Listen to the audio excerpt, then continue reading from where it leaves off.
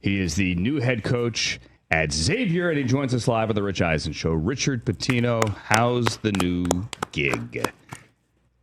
It's a lot. I'm excited about it, but there's a lot of work to do. I mean, we did the whole press conference, boosters, all that, which was great and it's fun, but we've got a lot of work to do with this roster, or lack thereof. So it's been great, being able to see some of the spots in Cincinnati. I didn't realize how good of a city it is. I'd spent some time here, but very, very exciting. And to be back in the Big East is awesome. 2 players, that's it. You do have work to do. How was that first team meeting? Well, as of now, there's 2 players. They could all walk in and leave, too. There's just nothing that binds these guys to anything right now. So, that first, normally what you do is you're trying to build a roster, but you're also like working out the current guys, where we don't have anyone really to work out, it's all good. I mean, I could have stayed in New Mexico and dealt with the same thing.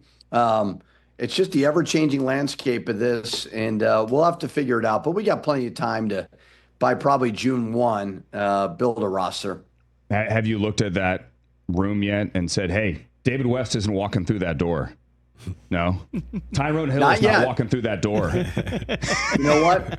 I remember when he had that epic speech. I was in Boston, and he's not a big, on social media. I wouldn't say he's oblivious, but he is somewhat oblivious. And I remember he did that speech, and I was like, man, you don't realize the backlash you created with that, huh? He was like, no, is it bad? I was like, yeah, that was bad. Don't do that again, please. Oh, but it was such a ridiculously epic moment talking here to Richard Pitino on the Rich Eisen Show. And you obviously were referencing your dad, Rick Pitino, who you're now back in the Big East. You get to play twice a year.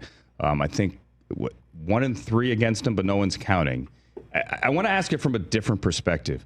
Was there anything about getting back into the idea of having to play him twice a year and being in the Big East, was that in any way a negative? Did it ever give you pause and go, you know what, I don't know that I do want to go through that? Well, for one, the one time we beat him was the only time he played me in my home gym. So let's just remember that. So he came to shot fired. And and we beat him. But no, honestly, is it annoying? Yeah, I don't love doing it by any means, but it was not enough for me to pass on this opportunity. The only time I really deal with it, honestly, is with the media. Other than that, we played him at St. John's this year in the Garden, and that was more of an experience for my team, and I wanted to kind of beef up the schedule, but there's no real, I'm not going to catch up to his career. He's got over 800 wins, and he's in the Hall of Fame, so I probably got a long way to go there. I'm secure enough in myself to understand that, but it was definitely never I'm going to pass up on a Xavier type situation because I don't want to play him. Have people pitched you guys the show idea, father, son, and a day in the life, a Hard Knocks NFL films kind of thing behind the scenes with the 2 of you back in the same conference? No, I mean, he had his little docu-series that's gone on for 90 episodes. I keep texting him when is this thing over?